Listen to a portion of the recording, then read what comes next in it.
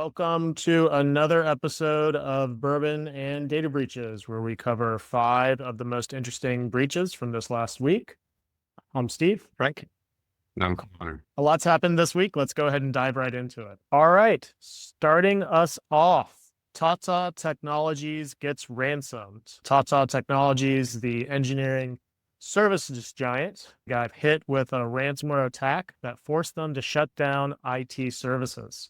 They've managed to restore operations, but you just know there was some poor IT guy sobbing into his keyboard for a solid 48 hours trying to fix it. So for me, this one's pretty interesting. If you look at what Tata does, right, they're providing engineering services for some key high-tech industries, especially around automotive, aerospace, other industrial industries. So when I see events like this, I like to think of more economic boom as well.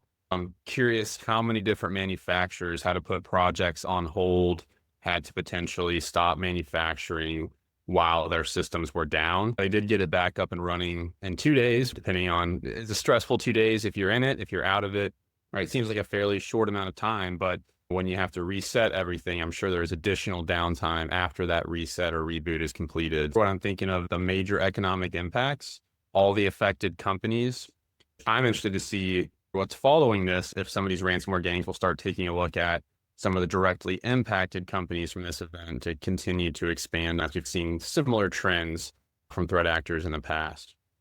All right. A tech consulting firm falling victim to ransomware, like a locksmith getting locked out of their own house. I really don't know much about Tata Tech. Based on my understanding, they mostly help businesses optimize their IT infrastructure. And now they had to optimize their own downtime. All I can say is I hope the recovery plan is better than their defenses seem to be. They're a massive organization. And to your point, Connor, this may have a pretty big domino effect in terms of impacting other organizations, their projects, delays. It's not just the 48 hours, but how much time will this impact everything that's downstream? Story number 2, Grubhub data breach. Hackers are delivering chaos. You know the terrifying moment when your food delivery app crashes and you wonder if you'll ever eat again? Well, Grubhub got hacked, and it's way worse than just missing your order of loaded nachos. Attackers reportedly breached a service provider account, which means customers, drivers, and restaurants could all be exposed. Grubhub, the popular food delivery service, probably millions of people use it each year.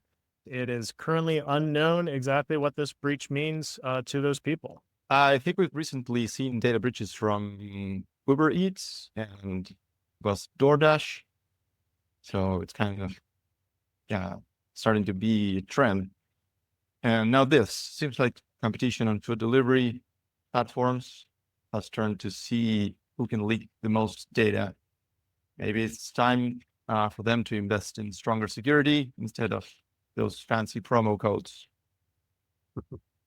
If you look into it, what data do I have in Grubhub if I'm a customer? It's probably some basic PII, but also credit card or financial information to make payments. If I assume the worst and all of that's compromised, I can reset my cards, get new credit cards, etc. But I can't change the fact that threat actors would know how much food I've been ordering, which is more embarrassing and scary to me. When you look into this breach on a serious note, it looked to have been allegedly caused from a third-party service provider on their support side. This highlights the ever-increasing risk from a third-party perspective. This was allegedly caused by a service provider of Grubhub. Some contractor brought in to help with their support team, had some sort of incident, and then that directly impacted Grubhub. Just another incident where supply chain or vendors have directly caused brand reputation damage and potential additional issues for the primary company, in this case, Grubhub. Moving on to number 3, Globex USA cyber attack. Globex USA was reportedly hacked, but here's the thing. No one knows what data was stolen. The attack was reported by SafePay. You can see SafePay there. SafePay, contrary to popular belief, is not a safely way to pay people. It's actually a ransomware gang. Globex USA hasn't said a word on this. All we know is that hackers might have breached something or stolen maybe someone's office lunch. Globex does something with chickens and cows. Something was stolen in this incredibly detailed breach report.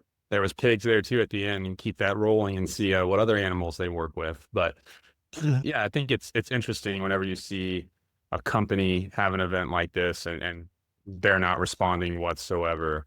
It's either they have no idea what's going on, can't figure out what happened, or they don't want the world to know what it was, meaning it's probably not very good. When you look at this from a broader spectrum, recent regulations here in the US have tried to encourage forcefully companies to disclose this information as soon as possible. I'm looking at the SEC, the Form 8K regulation from the end of 2023, requiring public companies to disclose these kind of events, but private companies are still kind of up to their own decisions to disclose this information or not. Hopefully we start seeing more trends towards disclosure, as disclosure helps people that are affected remediate as soon as possible. This is one of those instances where we're not seeing that disclosure yet. Hopefully we see something soon. So like you guys said, this was a surprisingly quiet event. I haven't heard or seen anything about this out there besides the ransomware gang itself called SafePay, who emerged not long ago. Either this was a minor incident or they're hoping to stay off the news cycle, as if that would make it disappear somehow. But what I do know is transparency matters, because if customers find out from hackers instead of you, it's not going to end well for you, young man. Story number 4. This was a weird one for me because Smith, Dunn & Co. was hacked. Smith, Dunn & Co. is a tax preparation service. I work with a law firm that's Dunn Smith, not to be confused with Smith, Dunn & Co. Your tax season just got worse. Smith, Dunn & Co., a tax and financial consulting firm, got breached by the Space Bears hacker group. So we're hearing more from Space Bears. These guys reportedly stole QuickBooks databases, Drake software records, and sensitive client financials. If you file with them, good luck. Here's Smith, Dunn & Co. I have it on good authority that their website has not changed since the 90s. Space Bears. Sound like some rejected Nintendo video game. Their moves are anything but fun. We don't know much about this yet. No official confirmation from Smith so far. None that I've seen. If a hacker group is calling you out, silence isn't a great strategy. Either they are investigating internally or they are hoping this one just float away into cyberspace. Yeah, when it comes to tax season, it's already a stressful time for most people. I know Smith, Dunn & Co. is a Texas-based firm that helps people with filing taxes, right? Hopefully these people impacted still get their returns filed on time and everything goes smoothly. When you file your taxes, the information you have to include is pretty much everything someone needs to impersonate you or fraud you in some sort of way. For everyone impacted, I hope this doesn't happen. If you are a business, you have sensitive business information, EINs, etc., that are all now in threat actors' hands. Hopefully, these tax filings end up going smoothly for these customers. Seems like the Space Bears wanted to make tax season a little more fun this year.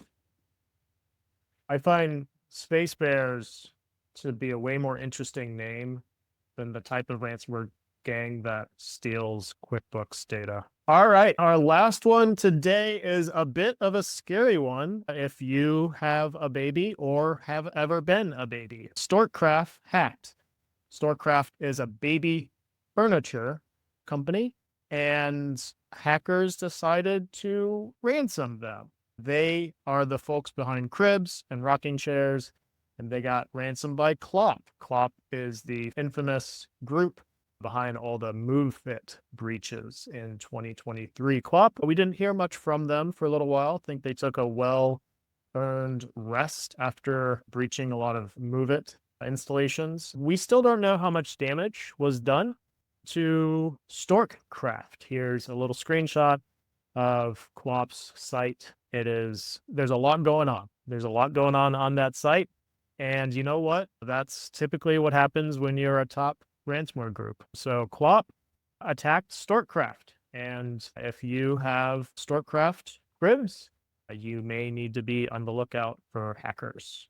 Yeah, as you mentioned, Klopp did take a well-earned rest after the summer of Move It. But if you look at their recent activity in 2025, they really ramped things back up in speed. Very active here as of late, with Storkcraft being their most recent attack, going after a baby furniture company, not the biggest company. I think they're somewhere around 20 million, a little bit less in revenue. I'm not sure what prompted this target, but I would like to see threat actors and ransomware gangs leave the babies alone. Yeah, I gotta agree with you. Nothing says trust us with your baby's safety like a ransomware attack exposing your private data. If they're on their list, they are likely in deep trouble. Well, this has been yet another Bourbon and Data Breaches. This is our second of 2025, and I think we can all agree 2025 is shaping up to be like a very peaceful, boring, uninteresting year. No, it's the exact opposite. We've seen food delivery, crib makers, global technology companies. We've seen AI being breached. There's a lot of interesting breaches, and we are barely into the second month of 2025. The overall question is, what is happening?